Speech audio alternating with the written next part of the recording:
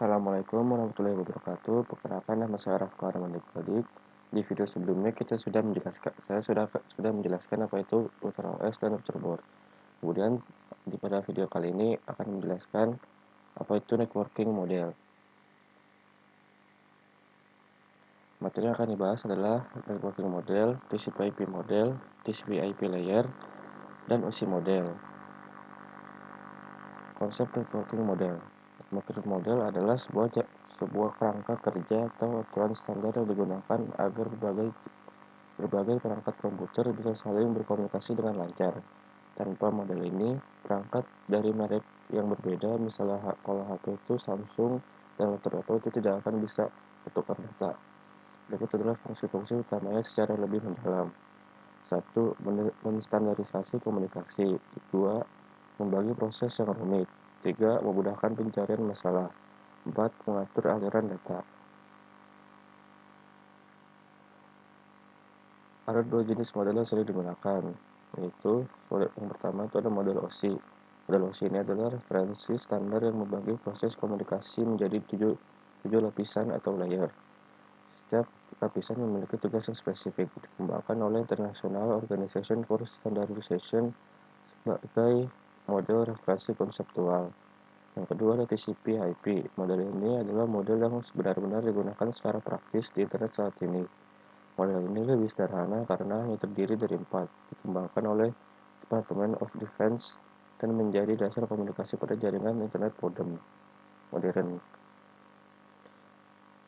Yang pertama itu saya akan menjelaskan apa itu TCP/IP model. TCP/IP model adalah model yang paling sering digunakan secara definisi. TCP/IP adalah suatu protokol agar antar komputer utama yang berbeda network bisa saling berkomunikasi. Secara dokumentasi, TCP/IP model terdiri dari 4 layer, yaitu application layer, transport layer, internet layer, dan network access layer. Namun dalam implementasi nyatanya, TCP/IP sering dijelaskan sebagai 5 layer agar lebih mudah dipahami, yaitu application layer, transport layer, network layer, data link layer, dan physical layer. Jaringan komputer adalah sesuatu yang rumit dan kompleks. Media penghubungnya sampai pada aplikasi yang berjalan di dalamnya.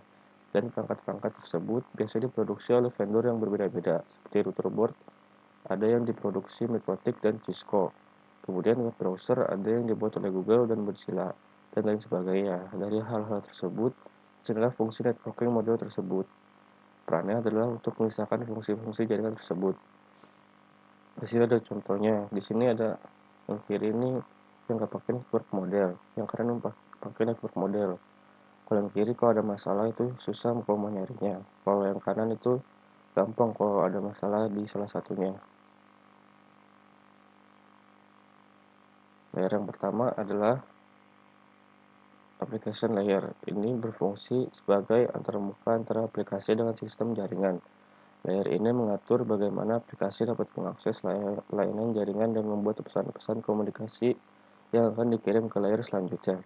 Contohnya itu ada HTTP, HTTPS, FTP, SMTP, IMAP, DNS, SSH, dan POP3.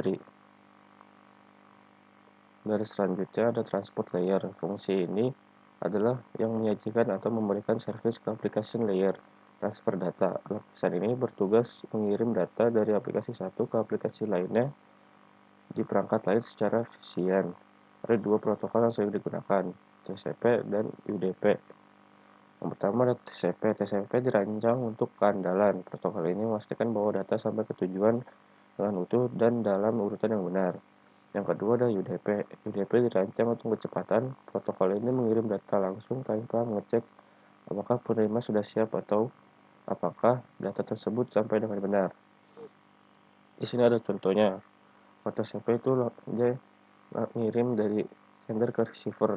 Nanti dicek kalau ada yang file masih salah, itu bakal dibenerin lagi, dibalikin ke sender.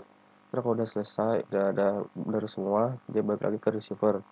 Kalau UDP dia ngirim sekali doang, jadi dia nggak peduli ada yang salah apa enggak dari file. Dari selanjutnya itu ada network layer. Untuk network layer hanya ada satu contoh, yaitu IP. IP menyediakan dua fitur yang penting, yaitu addressing dan routing, yang berfungsi untuk menangani konektivitas dan pemilihan jalur. Yang pertama adalah ada addressing. Addressing adalah pemberian nama untuk perangkat komputer di jaringan komputer, karena setiap komputer memerlukan alamat atau nama yang unik. 2. Routing. Routing adalah salah satu fitur yang disediakan pada IP network yang berfungsi sebagai kantor pos dan mencari rute yang tercepat untuk sampai tujuan. Lalu selanjutnya ada data link dan physical layer. Data link layer mendefinisikan protokol yang dibutuhkan pada physical layer. Physical layer mendefinisikan kabel pada suatu jaringan komputer, mendefinisikan secara fisik apa yang digunakan untuk menghubungkan antar device. Salah satu fiturnya yang ada pada data link layer yaitu frame FCS, frame check sequence, yaitu error detection mechanism, hanya mendeteksi error tanpa recovery. Addressing yang digunakan pas data link adalah MAC address. Terus ada encapsulation dan decapsulation. Encapsulation itu proses membungkus data dengan header pada setiap layernya. Adapun kalau decapsulation itu sebaliknya. Di sini ada contohnya. Yang pertama-tama itu ada application layer. Application layer itu biasanya disebut data. Terus kalau mau ke layer selanjutnya ada transport layer, itu bakal ditambahin TCP di top header-nya yang biasanya dinamain itu segmen. Terus kalau mau ke network ke layer selanjutnya itu ada network layer, itu bakal ditambahin IP di top header-nya yang biasa disebutnya IP paket. Kemudian kalau mau ke data link, dia bakal ditambahin data link di header dan di tailer-nya, itu biasa disebutnya frame. Habis itu kalau mau ke physical layer itu bakal dijadiin angka bit, yang bit itu 0101 atau binary. Kan itu tadi udah encapsulation. Kalau decapsulation itu sudah sebaliknya, data link jadi physical dulu. Physical itu bakal jadi data link jadi network jadi transport ke application layer. Selanjutnya materi selanjutnya adalah OSI model. Untuk saat ini model yang sering digunakan hanya TCP/IP karena untuk dari sisi perkembangannya protokolnya modelnya TCP/IP lebih dominan dibanding OSI layer. Namun OSI layer biasanya dipelajari karena mudah dipahami. Karena banyaknya vendor yang memiliki networking yang berbeda-beda, maka komunikasi antar vendor sulit dilakukan. Oleh karena itu dibuatlah sebuah model atau sebuah standar atau spesifikasi minimum oleh ISO (International Organization for Standardization) pada tahun 1984, yaitu dengan nama OSI Open System Interconnection, atau bisa juga disebut OSI 7 layer.